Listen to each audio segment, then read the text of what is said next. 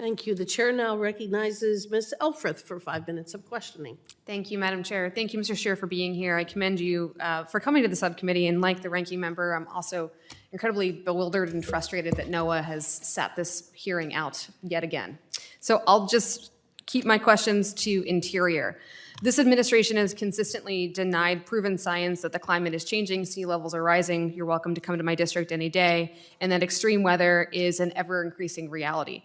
Have there been any directives, formal or informal, related to limiting Interior's role in climate research, restricting data collection, or altering scientific findings? I can't answer that question.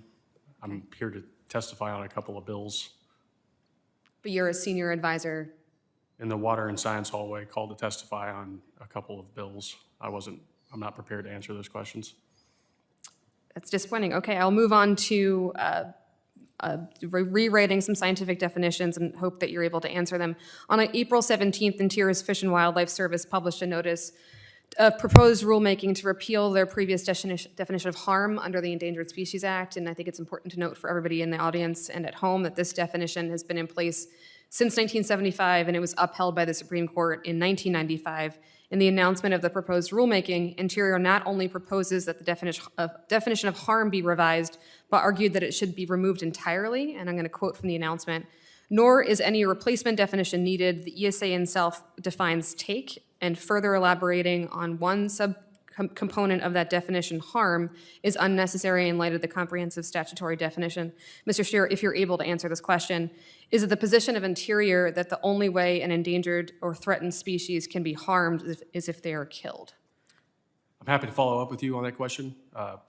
Again, that's a different hallway than the one that I work in. It's the Fish and Wildlife Service, so we're happy to follow up on that. Okay.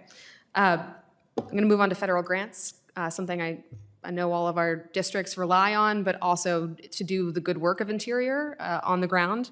Local and non-governmental organizations have been crucial partners in the mission of Interior. However, the administration has restricted federal funding to organizations that dare to recognize the established science of climate change. My constituents in Ellicott City or Annapolis have experienced repeated catastrophic flooding in their homes and businesses due to climate change-induced extreme weather and sea level rise. Those communities, again, rely on federal funding to prevent, prepare for, and recover from these floods. Can you speak at all, Mr. Sherer, to how much funding Interior has withheld from grantees due to the presence of the word climate or grant paperwork? No, Congressman. I can't give you an exact number on that, no. Okay. Would you mind following up with our offices, Yes, please? we're happy to do that. I appreciate that. Was hoping to get more out of today, but understandably cannot. Madam Chair, I will yield back. Thank you. The chair